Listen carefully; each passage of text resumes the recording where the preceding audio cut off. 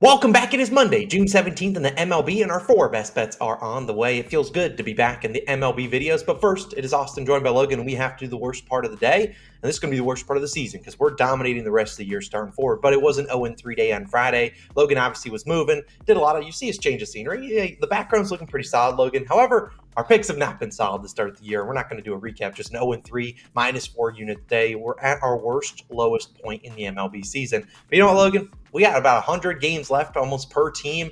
We're dominating the rest of the year. We're dominating. We're turning it around. But the only silver lining I can look at as the start of the year is that last year we had a very similar, not a great start at the end of, I believe, June. We were sitting at +3 units. And we were able to turn it into a 31-unit season. Hopefully we can dominate the end of June, and hopefully we can have a great rest of the season. We know it hasn't been a great start, but hey, there's still plenty of time to turn it around, and let's do just that. We're going to start with our first pick of the day. You guys should know what it is. It is a Monday, and our parlay of the day is back. It's on Odds Checker. Go check it out. Top link and pinned comment and description. I'll link it at the end of the video today. And going forward, another two hitters would really like to get a hit. Last week, the hit parlays didn't really smack as they had been smacking the whole year long. I still think they're like 31 and 22 or 23, so still a pretty good track record, still plus units on them. They've been kind of carrying our record so far this season. Got another two hitters. Go check it out. Should be live around 9:30 a.m. Eastern time, or this video should go live sometime. Just check it out. You don't want to miss out. Top link and pinned comment in description. Now I'm going to return with a prop of the day,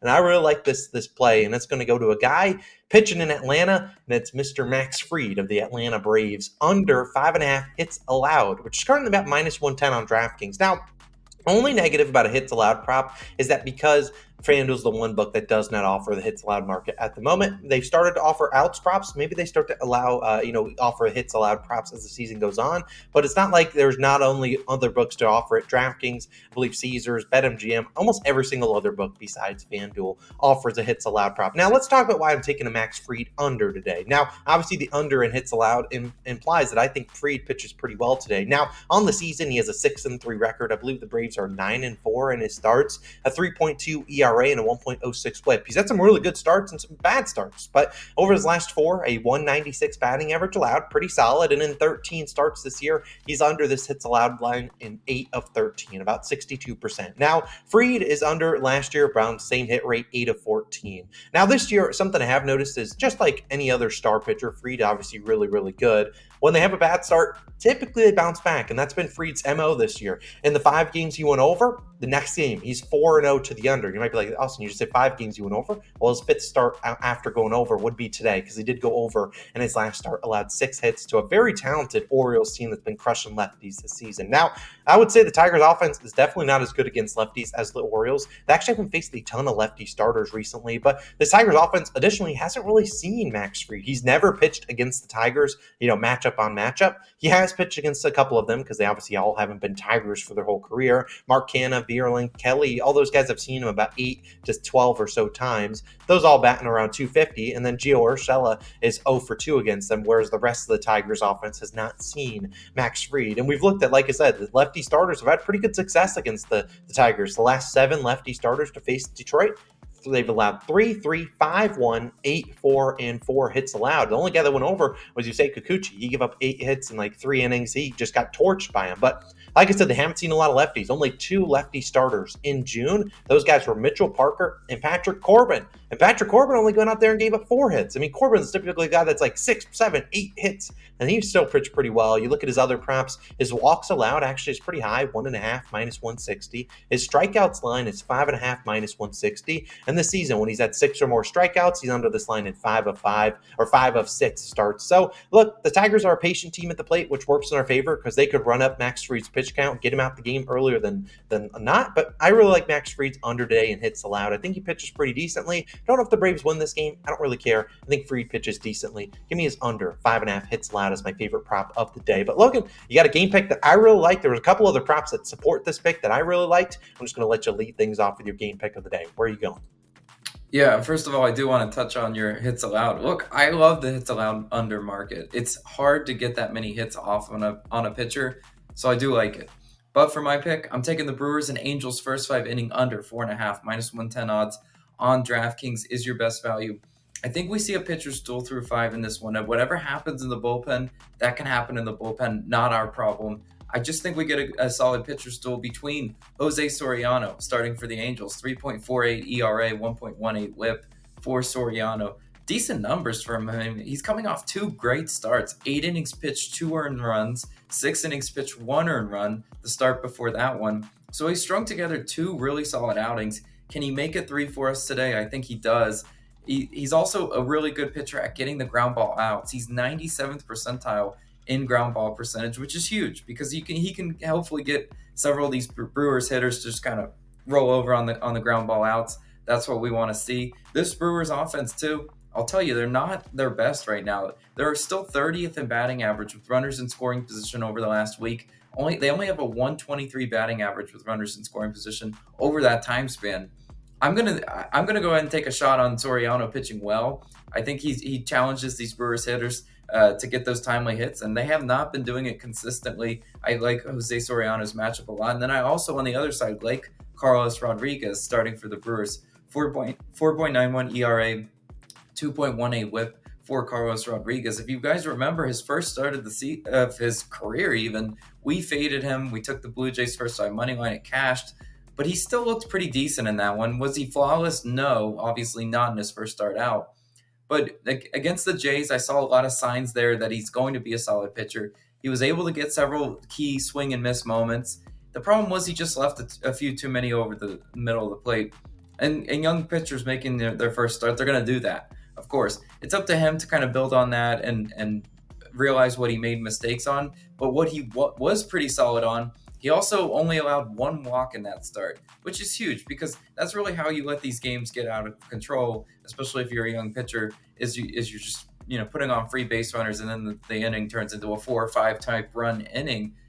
I think Rodriguez comes out and pitches pretty solid and challenges these Angels bats to hit him, and the Angels are not hitting that well either, only hitting 230 against righties in June. At home, the Angels 23rd in runs scored, 22nd in strikeouts. I think Rodriguez is able to get several swing and miss opportunities today. I don't know what his K prop is. Could be worth a look. I just really do like what I see. He's obviously going to provide unfamiliar looks for this Angels lineup. And I think each starting pitcher holds it down. I really like the first 5 under between the Brewers and Angels as my best bet of the day. But Austin, you got another one. Where are you going? Yeah, if you don't like betting unders, don't worry. I don't have an under for you in this last pick of the day. It is an over, and we're rocking the jersey for the Phillies. I'm rocking their Phillies team total over 2.5 in the first 5 innings, about minus 115 on DraftKings. Now, similar if you're on FanDuel, they obviously don't have the team total over for first 5 team totals, but they do offer, first 5 money line, and I do think that the Phillies do win this game and probably win that first 5 and cover the first 5 run line. I mean, if they're scoring 3 runs, probably got a good chance of Christopher Sanchez holding it down, but I don't really like trusting Christopher Sanchez. Instead, I'm just going to trust the Phillies bats against Randy Vasquez. Now, Vasquez is going to go for the Padres, and Padres coming off not a great series offensively, especially against the Mets, but their pitching wasn't that great either. You look at Vasquez, 4.93 ERA and a 1.51 WHIP. Now, you look at those stats and maybe, all right, not terrible. His expected ERA, 5.95. You don't see a lot. I mean, geez, almost at a 6 ERA. Expected ERA, that's 4th percentile. His first percentile expected batting average at .318. That's not great. 9th in K percentage, 18th in barrel percentage, and 19th in whiff percentage. So he's not getting the swings and misses, and when he's getting barreled up. And that's not a great recipe for success when you go into Citizens Bank Park, where obviously the Phillies are one of the best home hitting teams in the MLB. And they're coming off 2 straight losses, losers of 4 of their last 5. I expect them all of those games on the road. Coming back here, at home, we know the Phillies, their offense is elite at home. And we've seen Vasquez last 5 starts, 5, 3, 3, and 3 and 1 earned runs. His only good start was a 1 earned run outing against Athletics, and that wasn't even that great. He just managed to get those timely outs where he gave up 7 hits and 2 walks. The problem was the A's went 1 for 7 with runners in scoring position, and their only 1 hit was, I believe, a bloop single, so they didn't even get the run in. So they were really, if you want to count it, 0 for 7 with runners in scoring position. I expect this Phillies team to heat up a little bit more. I mean, it's just a team that has the ability to stack lefties, and that's important. We think about the lefties in this lineup. We know Schwarber's going to be in there. You got Harper. Stott's going to back because he's a lefty against the righty. Marsh, Dahl, Stubbs. All those guys, all lefties. And why is that important? Because this season, Randy Vasquez, and I thought this was a typo, 448 batting average allowed to lefties. I mean, 250 to righties is still pretty good. And the righties he's going to face, you get the return likely of Trey Turner. Logan loves to see that. Alec Boehm, obviously in there a righty. And then they got all the lefties to stack in there too. Randy's really struggling against lefties. We know this is a really good team, Phillies at home. The last 7 starting pitchers at home to face the Phillies, I've seen 5, 4, 3, 4, 4, 2, and 3 runs across the plate, and a lot of those in the first 5 innings. The only guy that made it out alive, Aaron Ashby of the Brewers, and he walked 5 guys. Sometimes to beat the Phillies, you just walk a bunch of guys, but that's not Randy Vasquez's MO. He's like 90 like 5th percentile in walk percentage. He doesn't walk guys.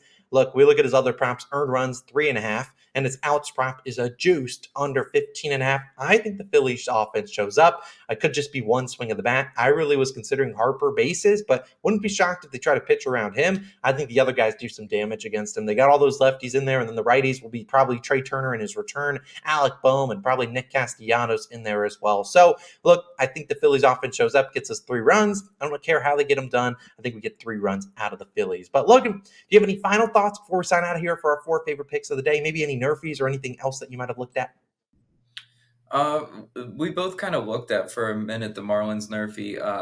I just have to see it from Braxton Garrett first before we go ahead and pull the trigger on that. Again, Braxton Garrett just really, really struggling in the first inning. He needs to figure it out. This is a challenging slate for nerfies. I really don't want to. I mean, obviously, another one that sort of I could see a little bit of value on is Paul Skeens. And if you trust Spires, I don't really. But I mean, you're going to see that one several times today to force one on the slate, especially when we've got a long season. We're trying to make it up these units wise.